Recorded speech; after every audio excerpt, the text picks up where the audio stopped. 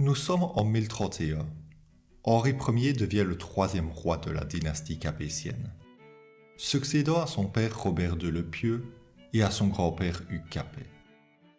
Malgré un règne de près de 30 ans, Henri Ier reste aujourd'hui un roi relativement méconnu.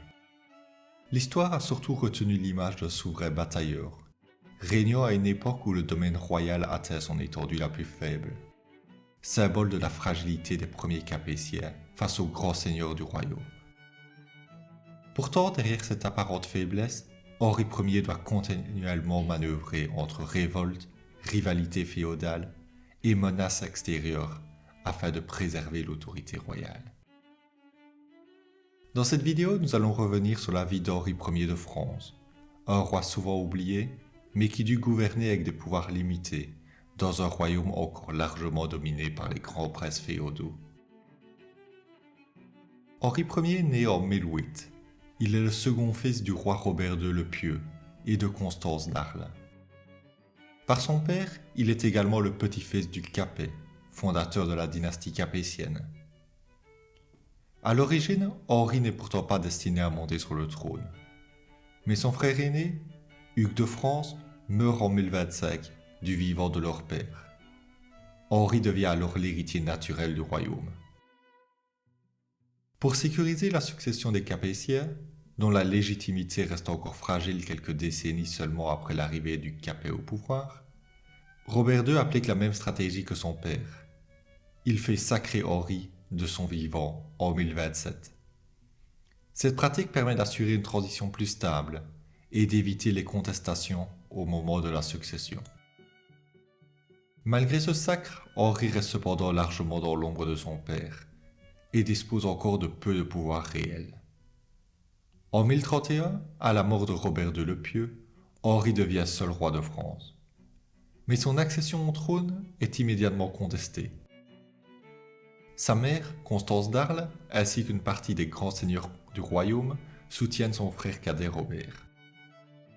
Henri reçoit toutefois le soutien décisif de l'empereur germanique Conrad II le Salique, ainsi que du duc de Normandie Robert le Magnifique, père du futur Guillaume le Conquérant. Pour mettre fin au conflit, Henri doit finalement céder à son frère le duché de Bourgogne en Appenage, un territoire dont son père lui avait cédé le contrôle en 1016.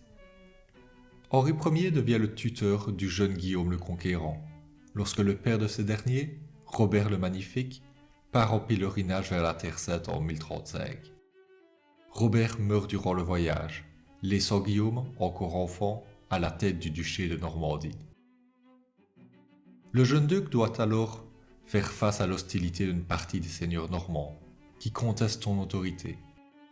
Henri intervient militairement pour soutenir son vassal et leurs forces remportent ensemble la bataille de Val-es-Dunes en 1047, consolidant définitivement le pouvoir de Guillaume en Normandie.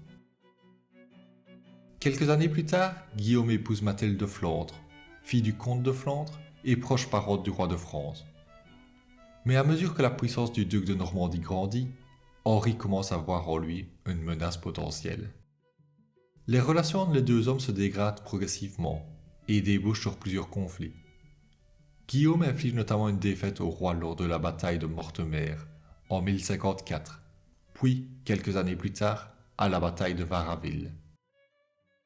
Ainsi, le règne d'Henri Ier est marqué par une longue série de luttes féodales, visant à préserver et renforcer l'autorité royale.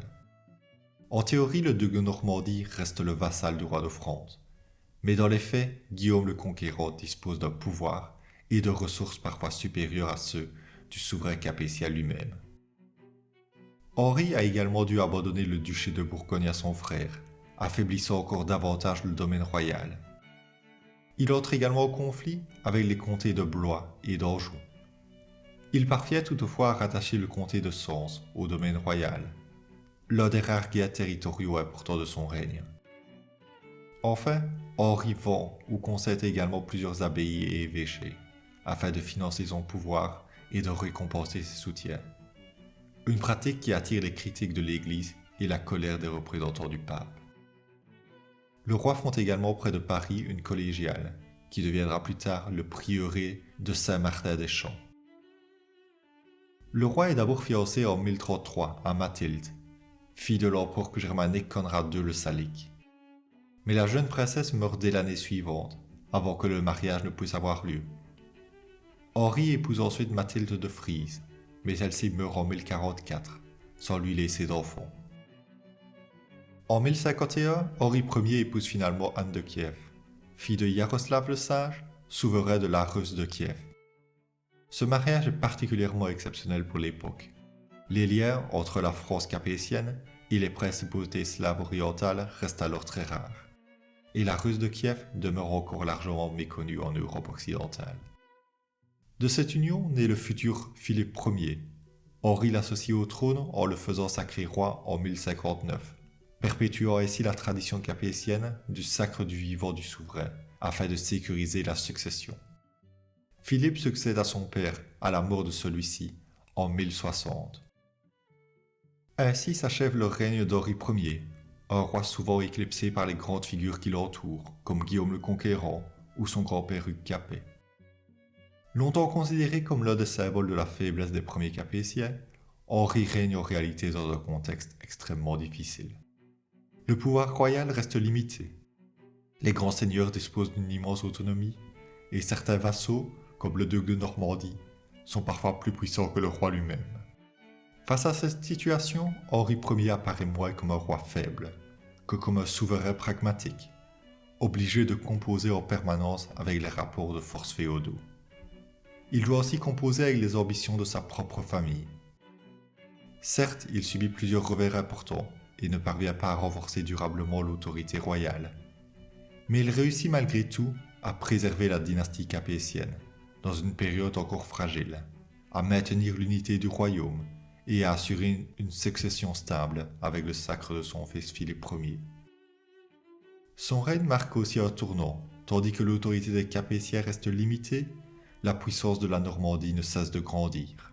Quelques années seulement après la mort d'Henri, son ancien vassal, Guillaume le Conquérant, s'emparera du trône d'Angleterre, bouleversant durablement l'équilibre politique de l'Europe médiévale. Henri Ier reste donc un roi discret, souvent oublié, mais essentiel pour comprendre les débuts difficiles de la monarchie capétienne dans le système féodal.